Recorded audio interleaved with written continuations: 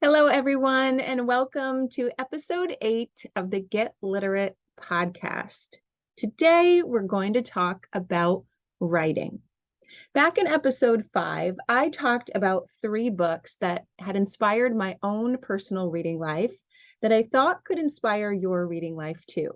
And since then, I've gotten some wonderful emails and messages and posts on social media with others sharing the books that have inspired their own reading life.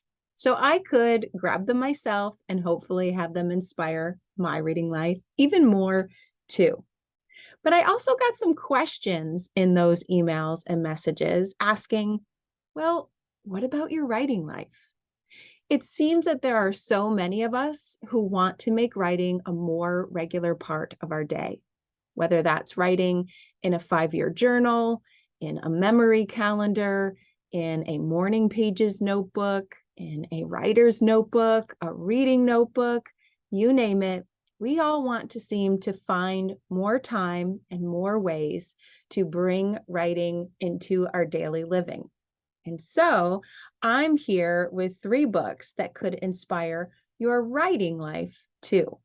Imagine the power we'll have when we combine them together to build a robust reading and writing life by reading books that we love. So first, I want to talk about what writing means to you. When I say, let's inspire our writing lives, what do you think about?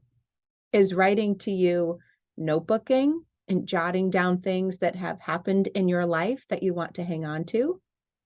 Is writing to you more about journaling, where you're talking about what's going on in your daily life, what's going well, what's not, what you want to change, what your life happens to be like at this moment in time? Or is writing for you more of a writing craft? Do you want to write a book? Do you want to write articles or blog? Is that what writing is for you? Or even yet, is writing more about connection? Do you want to get back to writing handwritten note cards or even writing emails or simply connecting with those around you through writing? Writing can mean lots of different things to all of us, and every single definition is exactly what writing needs to be for each of us. So whatever your idea of writing is, I've got 3 books today that I think is going to inspire more writing in general, whether it's more morning pages, 5-year journal writing, or actually boosting your writer's craft to finally write that book that's been jogging around in your mind. Now, for me, writing is about therapy, honestly. I write to process what's going on. I write to capture wonderful memories in my 5-year memory journal, but I typically write in morning page style every morning to get whatever's on my mind onto the page. And that way my mind is free to do more of whatever it is I want to do. My kind of writing is writing for the soul. It's writing for myself. Yes, I write articles and blogs and books for other people, but when I think about ways to inspire my writing life, that's the kind of writing that I want to grow right now. And that's the kind of writing that I have 3 books to share with you, right? So we talk a lot about bibliotherapy here. Today, we're talking about scriptotherapy. We are going to bring pen and paper together to bring a little bit of whatever it is you need to your writing life. So up first, the book that I want to share with you is definitely one that is well known. It's a national bestseller, and I think it is a seminal mentor text for all writers. And that book is Bird by Bird by Anne Lamott. Now, this book is, I don't even know what word I have for it. It's absolutely essential if you want to live a writing life. The book takes us step by step, page by page, or bird by bird into what writing is and what it could be and what it offers us. The author gives us in-depth looks and quick little snippets on how writing has influenced the course of her life over time. And in the process, she gives us these beautiful recommendations and beautiful instructions, not just for living a writerly life, but for living a life well lived in general. Now, my edition of this book is filled with my favorite way to mark pages, which are with book darts. I do love a good sticky note, but book darts are just these light, malleable metal pieces that you can wrap around a page that can point to a particular quote or section. And if you were able to see my book right now, you would see that I have more book darts than I can count in this book. And it makes the book not be able to close all that well because I have so many nuggets that I wanted to take away from it. My one favorite, if I could only pick one, my one favorite, because most of my writing is for therapy, it is to get what's on my mind and heart off of it onto the page so that I can fill my mind and heart with other things. Here's one of my favorite quotes. You own everything that happened to you. Tell your stories. If people wanted you to write warmly about them, they should have behaved better. I love that, right? Because I'm writing about my life and what's going on and what's bothering me and what's going well. Whenever I go to my notebook to process some negative emotions and some therapeutic writing on the page, I always think of that quote, right? Write it all down. It's your story. Own it, good, bad, or otherwise.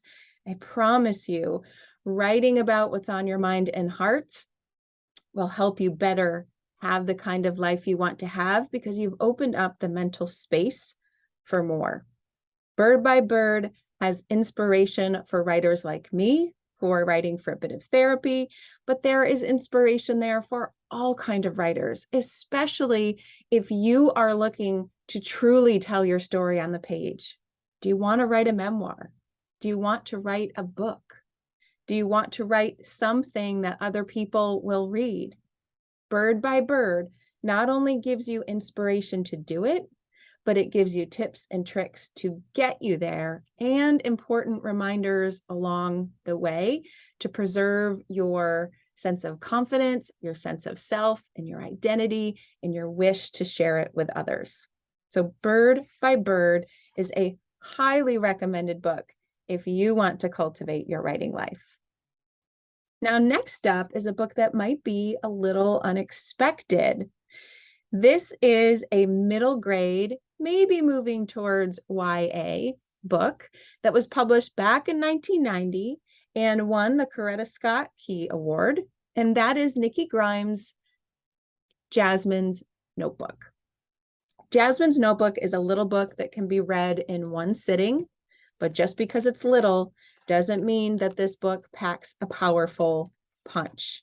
In it, we meet Jasmine, who uses her notebook for everything.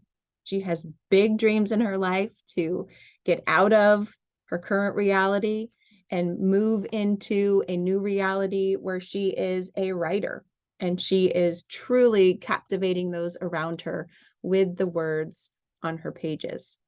Her notebook in this story is where she also goes to process life. And that's what I love about this book. There's a lot of things I love, but the thing that I really love is that just about every chapter begins with an entry from Jasmine's notebook. We can see how she is using writing to process the world around her, to work through big feelings, to process disappointment and anger, but also thankfulness and gratitude and joy. And so while this book might not be like Bird by Bird with instructions and inspiration on how to live a writerly life, we see Jasmine live the writerly life in the pages as we are reading it. Not only does this open up our writing life, but Jasmine's story opens up our own perspectives as well. She gives us new things to think about, things that you might not have lived yourself or have processed yourself, and certainly gives you a new perspective, some empathy, and the ability to remain hopeful. That's the message I took from this book, that all of the things that Jasmine seemed to be facing, she never lost sight of hope. And I think her notebook had a very big part to play in that. So when I think of my notebook, I'd like to fill it like Jasmine does. I would like it to be a space where I'm leaving pieces of myself behind so that I can think forward into what's coming next. So if you need an example of what that might look like, as well as some beautiful poetry to inspire you, then Jasmine's Notebook is a book to add to your TBR. Now, finally, I've got yet another kind of book that I want to share with you. I've got a wide range to appeal to a wide range of readers and writers. And this third book is chock full of writing inspiration. This book is Heart Talk by Cleo Wade. I have lost count of how many times I have purchased this book to share and gift with others. It's that good. It's a book that you can read cover to cover, as I did.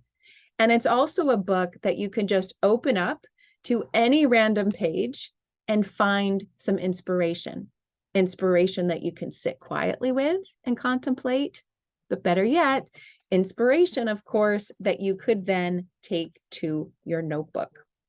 So I also have lots of pages that are full of book darts in Cleo Wade, because they are pages that I've wanted to return to so that I can bring them to my notebook. And in fact, I've even made copies of these pages and glued them right into the notebook so that I could see, or whoever happens to stumble on my notebook, where I got those inspiration. So one of my favorites is on page 56. It says, maybe don't do things the way you have always done them, simply because that is the way you have always done them, right? There are other quotes that help us think about who we are and what we want. And so I want to read one more to you. It's called Tired. I was tired of worrying, so I gave myself my peace back. I was tired of feeling intimidated by what I should do, so I pulled up my sleeves and got to work on what I could do. I was tired of not knowing, so I found out about myself, my family, my ancestors, my government, and the struggle of others. I was tired of seeing evil everywhere, so I found the heavenly spots and showed my neighbors where they were. I was tired of looking at the world as one big mess, so I decided to start cleaning it up. And when people ask me if I am exhausted, I tell them no, because more than anything, what I got the most tired of was being tired. I think lots of us could relate to this quote. Think about the kinds of writing that this could spark in your notebook. I promise you, you can open up to any random page and write about it. So let me do just that. Let me open up to any random page. I happen to land on page 162, and here's what it says. And why not make all your talks with yourself pep talks? Right? What a great one. Open up your notebook. Let's write a pep talk to ourselves. Let's be like Kid President. We think the world needs a pep talk. So 3 books with 3 different purposes. We've got Bird by Bird to actually give you a step-by-step on how you might live a writing life.